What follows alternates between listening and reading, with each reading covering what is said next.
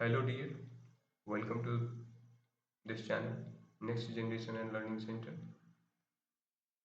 आज हम लोग एक नया टॉपिक डिस्कस करने वाले हैं जो बहुत ही इंटरेस्टिंग है। ये टॉपिक आपको paper 4 UPSC paper 4 general studies 3 के अंतर्गत आपको बहुत इंपॉर्टेंट होगा, जो इकोनॉमिक डेवलपमेंट के अंदर होगा। ये टॉपिक बहुत ही इंटरेस्टिंग है। आज हम लोग इसमें कुछ नया सीखेंगे। बेसिकली आपका हो क्या रहा है कि इस बदलते वर्ल्ड में, बदलते इन्वायरमेंट में आप और हम लोग नया नया चीज़ें टेक्नोलॉजी आ रही है, तो उसका जो है इन्वायरमेंटल इम्पैक्ट भी है। तो वही जो है सो ये कहना चाह रहे हैं। ये आर्टिकल बेसिकली आपका फाइनेंशियल एक्सप्रेस का है। तो इसमें एक्चुअली क्या आपको ये बता रहे हैं, राइटर्स जो हैं इस आर्टिकल के द्वारा ये समझाना चाह रहे हैं कि भाई हम लोग जो है टैक्सेशन इन्वायरमेंटल डिग्रेडेशन के बेसिस पे करना चाहते हैं। इसको इन्होंने इस आर्टिकल में बताया है ट्रू प्राइसिंग। ठीक, तो इसका देखिए हम लोग बेनिफिट क्या होगा। बेनिफिट से पहले हम लोग जानेंगे ये है क्या बेसिकली। ये जो इकोनॉमिस्ट हैं वर्ल्ड के बहुत सारे हैं, जो different different way of pricing जिसको कह सकते हैं, या फिर टैक्सेशन ये लाना चाह रहे हैं। इसके द्वारा वो चीज़ों को समझना चाहते हैं, लोगों को अवेयर करना चाहते हैं इकोनॉमिक प्राइसिंग, इस इन्वायरमेंटल प्राइसिंग के द्वारा। ये सारा चीज़ें एक सबसे पहले तो आप पहले इंटरेस्टिंग कंपैरिजन देखिए। ये बेसिकली आपका यूएस मार्केट का वॉलमार्ट पे आपका जो है सो घी का, जैसे देखिए घी प्रोडक्ट है और इधर चिकन देख रहे होंगे, तो इसका एक रिटेल प्राइस देखिए तो $3.74 है। ठीक, पर पाउंड है ये। और ये देखिए रिटेल प्राइस चिकन का $2.2 पर पाउंड। ठीक, तो अगर आप लोग इसमें देखिए तो एस्टिमेटेड इन्वायरमेंटल कॉस्ट अगर इसमें देखें, cost of emission including dairy machinery, cow birds and manure. ठीक, इसको ये कंसीडर किया है +1.04। अगर ये टैक्सेशन इसमें ऐड कर दिया जाए तो 1.04 चार्जेस किया है, डॉलर है ये। फिर देखिए water that cow drinks and that is use for growing their foods, ये $+4.49 हो गया।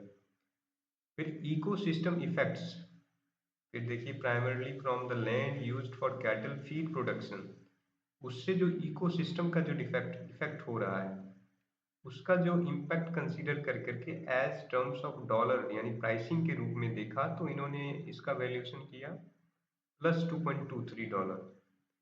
एस्टिमेटेड फुल प्राइस इसका देखिए तो 7.5 यानी $7.5 का प्राइस आता है। जब हम लोग इन्वायरमेंटल डिग्रेडेशन हम लोग कंसीडर करते हैं, तो इसको ये हम लोग just as a economist, as a student हम लोग समझना चाह रहे हैं। ये किसी को आहत करने का नहीं है, ना वेजिटेरियन ना नॉन वेजिटेरियन मामला है। ये जस्ट हम लोग समझना चाह रहे हैं कि new way of pricing the thing. ठीक, नया तरीका किस तरीका से प्राइसिंग करने का सोच रहे हैं लोग। इसके द्वारा वर्ल्ड को वर्ल्ड में एक नया जो चेंजेस आ रहा है, एडेप्ट करना हम लोगों को न्यू चेंजेस को, ये चीज़ें के लिए हम लोग इसको डिस्कस करना चाह रहे हैं। न्यू वे ऑफ प्राइसिंग है, न्यू वे ऑफ टैक्सेशन है, इसलिए हम लोग इसको डिस्कस करना चाह रहे हैं। तो देखिए इसमें जो है, फिर देखिए चिकन का प्राइस $2.20 पर पाउंड है। उसका देखिए अगर ये estimated environmental cost emissions mainly from chicken manure and the feed crops, उससे आपको $+0.5 आया। Water for chicken feed water जितना चिकन को पीने के लिए चाहिए वहाँ से, प्रोडक्शन एंड अदर यूजेस आपको वहाँ से +0.12 आया। फिर देखिए इकोसिस्टम इफेक्ट, इकोसिस्टम को कितना प्रभावित किया, primarily from the growing soya, soy and corn. Soya और कॉर्न का जो है ना ग्रो करने में चिकन जो खाता है उसके लिए कितना कॉस्ट आया था, +1.21। अगर इसका फुल प्राइसिंग देखें, अगर इन्वायरमेंटल डिग्रेडेशन कंसीडर करते हुए, ये आपको आ रहा है $4.03 पर पाउंड, ठीक। ये चीज़ें हैं। तो इसी में जो है एक देखिए, अभी जैसे आप लोग कार्बन प्राइसिंग का भी नाम सुन रहे हैं, यानी अकॉर्डिंग टू कार्बन प्रोड्यूस्ड, कोई भी प्रोडक्ट द्वारा जितना कार्बन प्रोड्यूस हो रहा है यानी ग्रीन हाउस गैस इमिशन हो रहा है, उसके बेसिस पे चार्जेस करने का सरकार जो है सो न्यू न्यू प्लान ला रही है। अभी अभी रिसेंट में देखिए एक जो है आपको डेनमार्क जो है, Denmark is introducing the world's first tax on methane emitted by cow dung. Cow, ठीक, काउ के द्वारा जो मीथेन यूज होता है उसका पिग्स एंड शिप्स, भेड़ वगैरह के द्वारा, इसको देखिए एक न्यू वे ऑफ टैक्सेशन है। यानी एक हम लोग जो है इसके द्वारा इन्वायरमेंटल डिग्रेडेशन को कंसीडर कर रहे हैं, इन्वायरमेंटल को कंसीडर, इन्वायरमेंट को कितना नुकसान किया जा रहा है वो देख रहे हैं। अभी का हम लोग एक्चुअल में प्राइसिंग देखें तो क्या सिस्टम है, अभी प्राइसिंग सिस्टम हम लोग देखते हैं, कोई प्रोडक्ट को मैन्युफैक्चर करने में रॉ मटेरियल का कॉस्ट देखते हैं, फिर उसके बाद मेन पावर का जो मेहनताना है, यानी जो जितना मेहनत उन्होंने किया है, जिसको लेबर कॉस्ट कहते हैं, लेबर कॉस्ट देखते हैं। फिर फाइनल प्रोडक्ट आता है मार्केट में, अपने जो डीलरशिप वो सब सारे चार्ज हो करके, डीलर्स हो गए, बिचौलिया हो गए, वो सारे चार्ज जोड़ करके हम लोग के पास फाइनल प्रोडक्ट आता है, तो वो चार्ज है। लेकिन क्या उसका हम लोगों ने इन्वायरमेंटल डिग्रेडेशन अभी तक, अभी हम लोग का चार्जिंग नहीं है, इन्वायरमेंट को कितना वो इम्पैक्ट कर रहा है वो प्रोडक्ट, वो तरीका हम लोग अभी चार्ज में नहीं कर रहे हैं, वो टैक्सेशन का charge, pricing of the goods, ये अभी हम लोगों का नहीं है। तो ये जो है एक न्यू वे ऑफ टैक्सेशन, अभी जैसे डेनमार्क देखिए, अभी कार्बन कार्बन प्राइसिंग अभी लाया है आपको यूरोपियन यूनियन, ये सारी चीजें हो रही हैं। अभी हम लोगों ने एक रिसेंट वीडियो बनाया था, जो आपको एआई जो था, आर्टिफिशियल इंटेलिजेंस, उसका इन्वायरमेंटल इम्पैक्ट था, तो उसके ऊपर भी चार्जेस वगैरह का तरीका चल रहा है। ये सारी चीजें हैं। तो सबसे पहले तो हम लोग ये देखिए, एक और देखिए, टोफू, टोफू जो है जो आपको सोयाबीन के द्वारा बनता है। तो ये यूएस डिपार्टमेंट कहा है, यूएस डिपार्टमेंट कहा है कि टोफू यानी सोयाबीन को हम लोग, जैसे मान लीजिए कहता है, यूएस डिपार्टमेंट कहता है कि ये जनरली हम लोग एनिमल फीड में के लिए यूज करते हैं सोयाबीन को, ठीक। लेकिन ये यूएस डिपार्टमेंट कह रहा है कि भाई अगर हम इसको डायरेक्टली कंज्यूम अगर करें सोयाबीन को, तो ये हमारा मीट का जो है, मीट जितना प्रोटीन देता है उसका हाफ प्रोटीन ये आपको कंज्यूम ये दे देगा, ये चीज कह रहा है। यानी डायरेक्टली अगर ये हम लोग प्रोटीन कंज्यूम कर लें, पौधा प्रोडक्ट आया खेत से, हम लोग उसको कंज्यूम कर लें, तो ये मतलब आपका हाफ प्रोटीन हम लोगों को जितना मीट देगा वहां से मिल जाएगा। लेकिन ये हम लोग काउ फीड में देते हैं, फिर वहां से हम लोग मिल्क वगैरह, काउ प्रोडक्ट या मिल्क प्रोडक्ट जो भी है वो सर मिल्क प्रोडक्ट हम लोग जो है वो खाते हैं, कंज्यूम करते हैं। ये है, ये एक तर्क है आपका। और आपका एक्चुअली और क्या है, सोयाबीन को यूएस डिपार्टमेंट ही कहा है कि जितना आपको अदर जो प्रोडक्ट हैं, ये जो हम लोग को प्रोटीन्स, जैसे लेंटिल्स हो गया या जितने भी दाल्स वगैरह हैं, पल्सेस हो गया, तो जितना अदर प्रोटीन बेस्ड प्रोडक्ट को, प्लांट को ग्रो करने में जितना पानी चाहिए, उसमें आपको उतना, यानी सोयाबीन को ग्रो करने में पानी कम चाहिए होता है, ये चीजें कहा है। तो इससे क्या होगा, प्लानेट का वार्मिंग आपका कम होगा, वाटर का रिक्वायरमेंट कम होगा क्रॉप्स को, तो हम लोग जो सस्टेनेबल डेवलपमेंट का जो एसडीजी गोल है, ये चीजें हम लोग अटेन कर पाएंगे। फिर देखिए चिकपी, चिकपी जिसको हम लोग काबुली चना कहते हैं, ठीक। तो ये भी आपको इनरिच ऑफ प्रोटीन होता है। तो ये सारी चीजें हैं, इसको जो है सो कह रहे हैं कि भाई इसको कहीं भी उगा सकते हो आप, एरिड रीजन में भी उगा सकते हो, ग्लोबल क्रॉप्स में।